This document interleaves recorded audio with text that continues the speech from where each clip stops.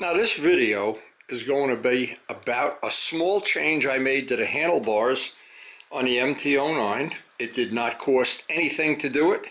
You didn't need any special tools except an electric drill, a sharp electric drill hopefully, and I found it made a significant difference in the comfort level of the bike for me. I'm 5'11" and 190 pounds.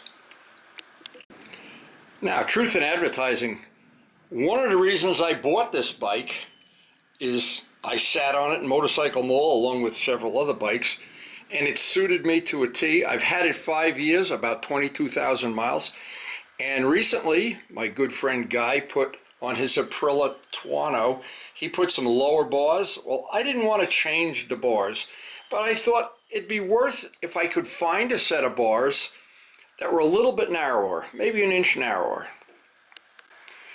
And one of the things I always like to do when I work on bikes, I like to use parts I already have in stock. I like to spend as little or no money if that's possible. And I like to wind up with something that if I don't like it, I can put it right back to the way it was. And this modification fits all of those criteria. So on any mod like this, there's always a limiting factor. There's always a log jam somewhere in the river. And what is the limiting factor on an MT09 is where the bend is. If you can move that closer into the bend, both sides of course, and you wind up making yourself by doing that about 3/4 of an inch on each side. Now that 3/4 of an inch translates out to, when you're all done, extra bar coming out. Now I know some people would be prone to saw off the ends of the bars. Not a great idea, because those weights that are on the ends of the bars cure some of the harmonics, and most modern bikes have them, especially sport bikes that are designed to be performance oriented. So what happens when you do this, and I'm going to go through this step by step, it's a relatively simple thing. So I did this all within a couple of hours. It went very smoothly, and I thought I'd share it. And there's some other information on the end of this video I'm going to share. In fact, it's part of another video, and I'll explain that at the end of this. But the first part is you take the bars off. Now, all of the controls, the throttle, and the switches all have a little prong. So when you take the bars off, they come, all the switches and everything come right off. But there's a hole in each one. If you've never taken a modern bike apart, it keeps this from twisting back and forth, back and forth. Throttle, of course, too. And what you do is the holes are usually on the bottom. It's easier if you take the bar off, measure in 3/4 of an inch, drill a new hole. They're all different sizes too. It's a good idea to keep the same size. This one will have the same thing. Measure 3/4 of an inch in, 3/4 of an inch to the middle. Now, the reason for doing that is it allows you to put, if you don't like this, if you don't like the narrower feel of the bars, you can put it right back. So once you drill the new holes, of course, then what I do is I put the bars back on. I start at the middle, put the mirrors as far in as they'll go. They won't go over the bend conveniently, but you can get them pretty close anyway. Now, the advantage of doing this is now you have a gap in the, and you can see how much the gap is here. I could have gone a little bit more if I wanted to, in fact. You can push this in, but I wanted to start with 3/4 of an inch. You can push this in, and where the new hole is, that locks this in place. But if you decide, oh gee, I like the wider bars better, it's a matter of a few screws and slide it out, and you've got full-size handlebars. Now, you might be thinking 3/4 of an inch here, 3/4 of an inch here. You won't even notice that. Believe me when I tell you, it's changed the bike dramatically for me. Now, again, for a big, tall person with big, long arms, maybe this wouldn't even work. The smaller you are, the shorter your arms are, the more comfortable you'll be with those 3/4 of an inch on each side, total of 1.5 inches. And the good news is, if you don't like it, you get out a screwdriver and an Allen wrench and put it right back. But now it gives you, when you're done with this, now I always safety wire my grips on. I'm kind of rough on grips. I wear out a lot of grips. I don't know why. There'll be a gap here, and I use a spare grip, just razor bladed off the amount I needed, and but your hand is in here, so when you're riding the bike you don't even know that that's out there. And again, I say, and I'm not kidding about this, if you ride the bike with these off, there's a good chance somewhere between 0 and 128 miles an hour you're going to find out that the bike has a it's called a resonant vibration, where it'll start to shake. With these on, and Yamaha and all the bike manufacturers carefully figure that out, how big this weight has to be, and making it bigger or smaller or whatever, it changes the resonant range. So, and I know Yamaha did a great job on this bike, because this bike has no vibration issues at all. So now another thing, and this is a good trick, a trick you might not even know about. What I like, it's a personal thing, I like to have a throttle with no play. I mean 0. See, that thing has no play whatsoever. Now what I do, and the way I adjust this, I can't do it right now because we're inside a garage. I start the engine, and at some point in time, if you make the cable tighter and tighter and tighter, you'll open the throttle and it'll stay there. It won't spring back. Then just go back one turn, and that's just about the right amount that's free. And I like having that way. Now, other people I've ridden their bikes, they have a lot of play in there. I don't like the play at all. It's just personal choice. The cable adjuster is under this little rubber boot. Self-explanatory. You move it out one way, it tightens it. You move it the other way, it makes it looser. And that's, again, personal choice. So the good news is none of the cables had to be moved, and on some modifications, when you make radical modifications, you do need to change things a lot more. This just seemed to fall right in place. I'm guessing to do the whole job, if you're a backyard mechanic like I am, a couple hours or a rainy Saturday, and ride the bike. If you like it, it's the best of all worlds. You saved the price of buying another pair of handlebars. You know what I never can convince people of? Now, it only works for me, I know. Other people I know it doesn't work for, but when I bought the bike, to be honest, this is truth in advertising time, I never even touched these bolts because I liked the way it came from the factory. But what I did recently, I had hurt my shoulder, and it was getting me sore at the end of a ride. And I knew I had that little grip, that little twist. These were down. I moved them up a 64th of an inch so that the bars are further forward and up, and it changes that bend gradually, and I found it to be much more comfortable on a full day of riding. But again, that's all personal, and the way to do it, if you decide to do it, is take a little ink marker, put a little mark here and here, or 2 pieces of tape, so you can always put it right back, loosen the 4 bolts, and of course make sure the bolts are tight before you ride the bike. So again, if you like to experiment, that's a nice little mod I made. And again, I've gone back and forth over several days, and I really like the way it worked out. It was absolutely free. And again, it's the easiest way to do it is just take the bars off the bike, and if you have a drill press, use a drill press. It'll work out a lot easier. I know, I thought right in the beginning I could take all this off and just drill it while it was right on the bike. Nah. Just not a good choice. Anyway, but that is a nice $0 mod that worked for me, and I thought I'd share it on this video. Now, I'm 80 years old, and I have been working on motorcycles in a backyard mechanic fashion pretty much all my life. Maybe not for the first 10 years, but I've learned a couple of things that are critical. These are standard GS bars on a GS 1100, and of course years and years ago I put different handlebars on. I had Renthals, and the bike had a vibration issue. I realized the thing that was helping it, I had these bars that were the Suzuki bars. This whole is a weight. This is a piece they push in, I guess, at the factory, and I know Jim Skinner has the same bars that somebody shortened. I don't know if he has a vibration issue on there, but if you do have a vibration issue, first thing I would check is that, or replace or do something with. Now, this bike has rental bars. When I rode it, this is a donor bike now, when I had the rental bars on, I noticed right away, it had a funny vibration at about 45 miles an hour. That's why the rental bars are not on the good bike. Now the RD has rental bars that I've shortened. I just sawed the end off the bar. Didn't have a problem. I don't know why. Every bike, of course, is different, and the tires you choose, and if you have a vibration dampener or not. But now here's another thing, and I wanted to share information. That's the whole idea. My R1 and the FCR, I've converted to using normal handlebars. I'm 80 years old, of course.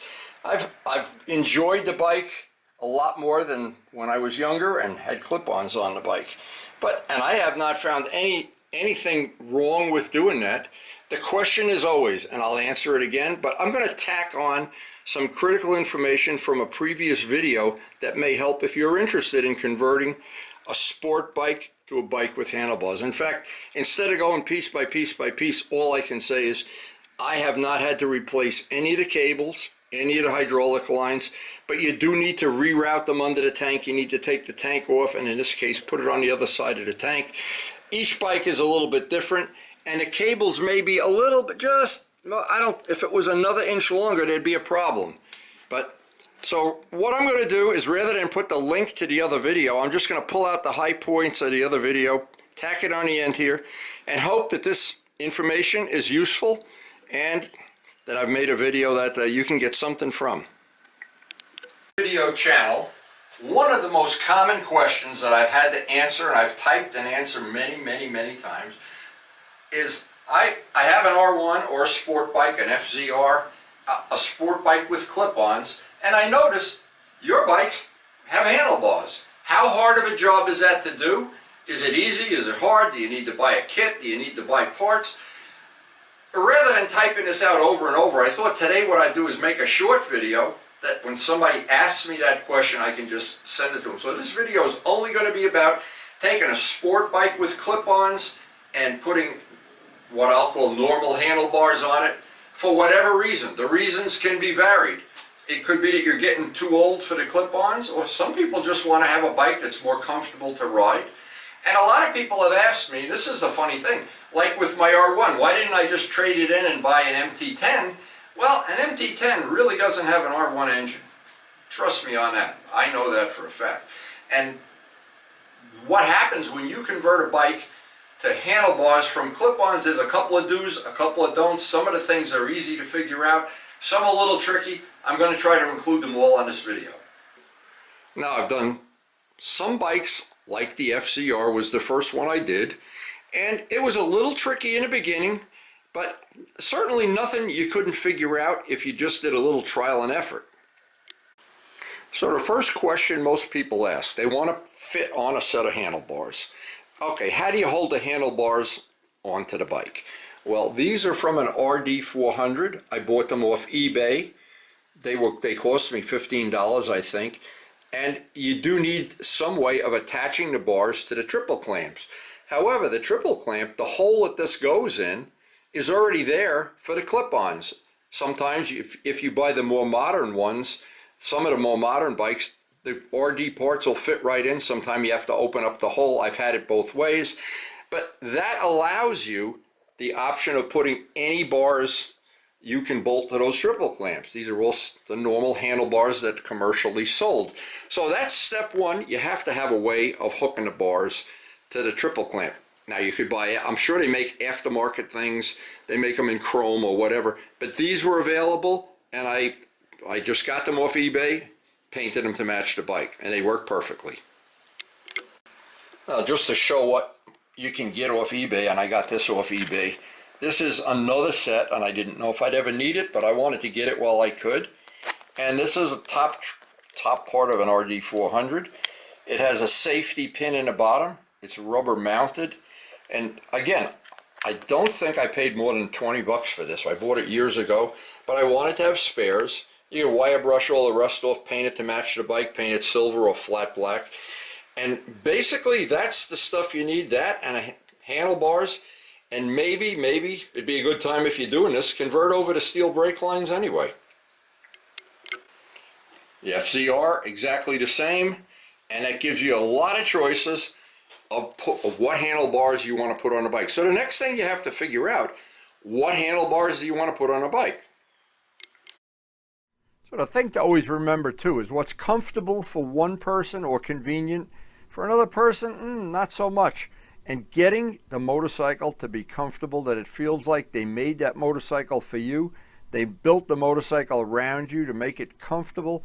To me, that's very important. Some people, not really that important. They would rather have other features like being stylish or whatever, but being comfortable is really important to me. So in the time I had the R1, one of the things I did was buy a set of these. They're called SWAT bars.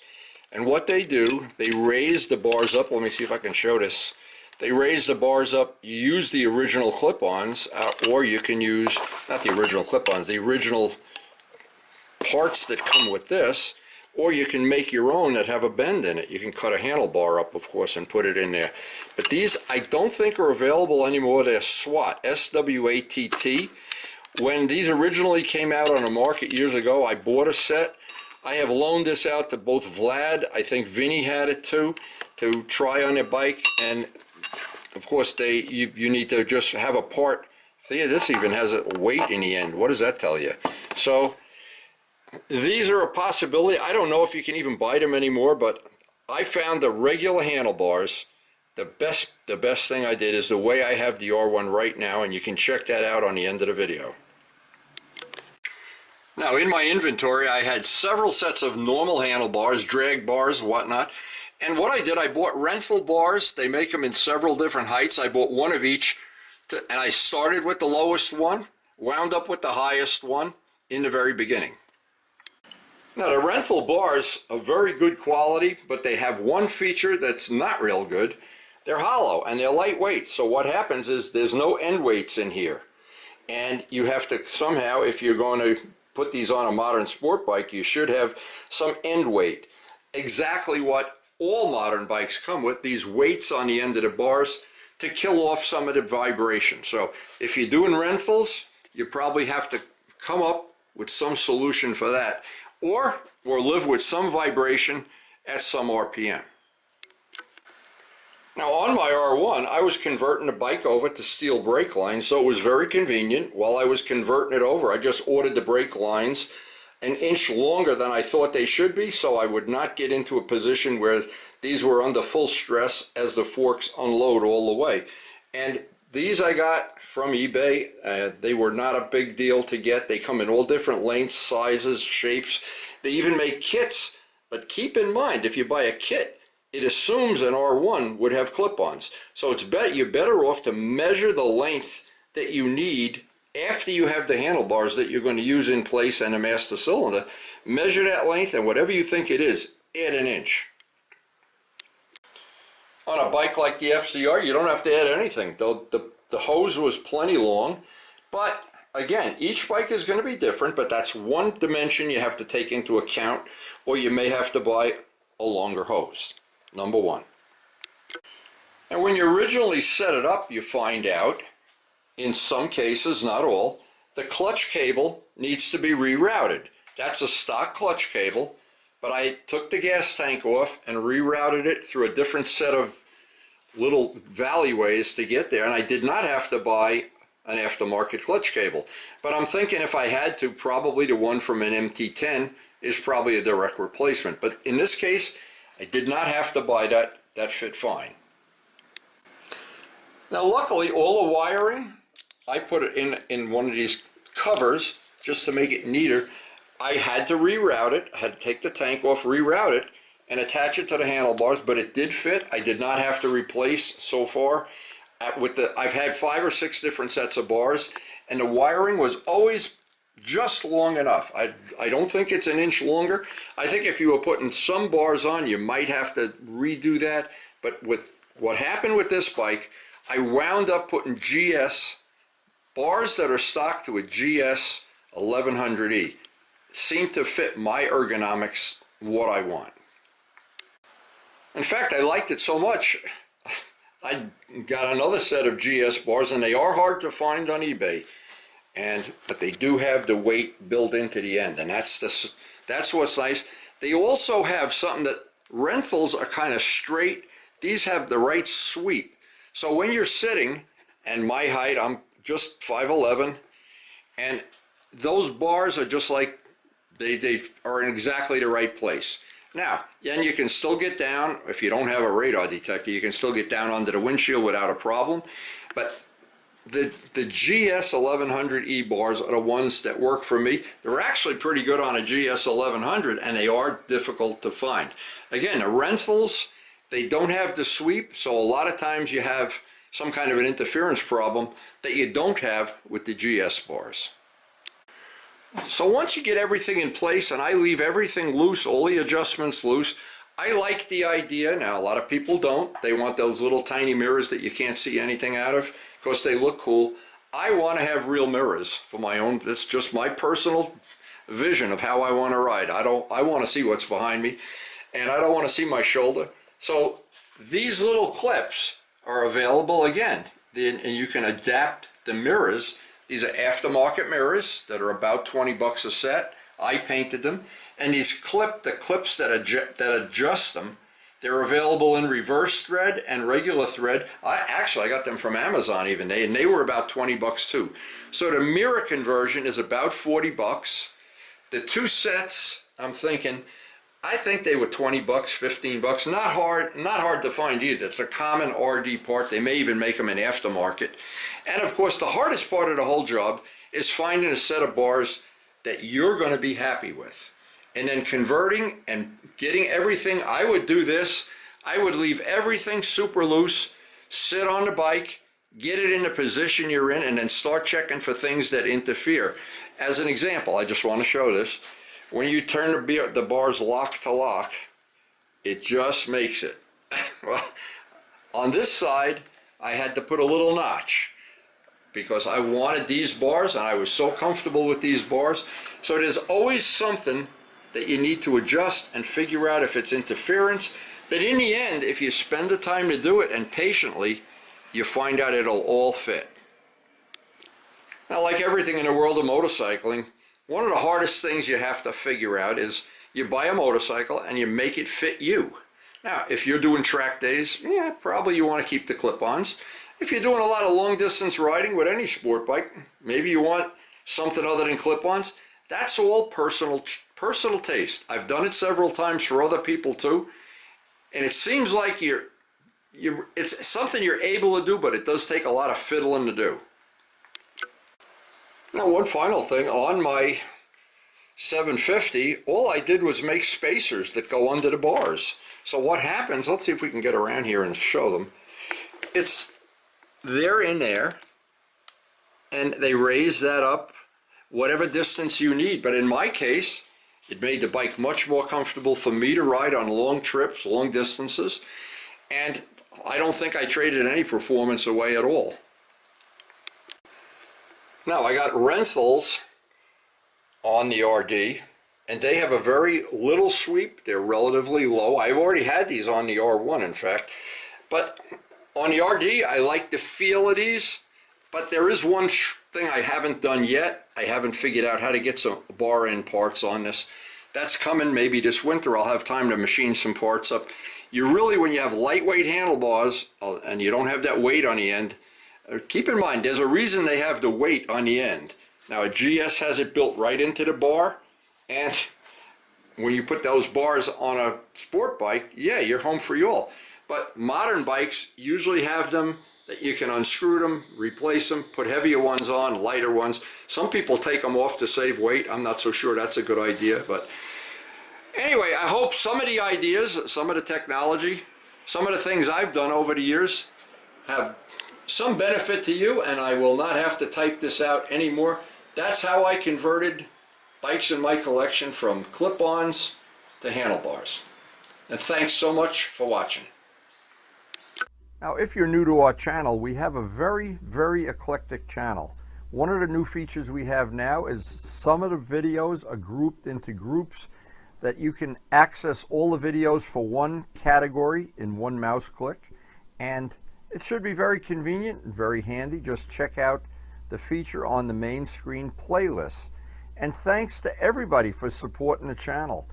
We appreciate your support, and it makes this channel possible with all the things we do, the painting, the wheels, the polishing. And please take a second or two and hit the like button.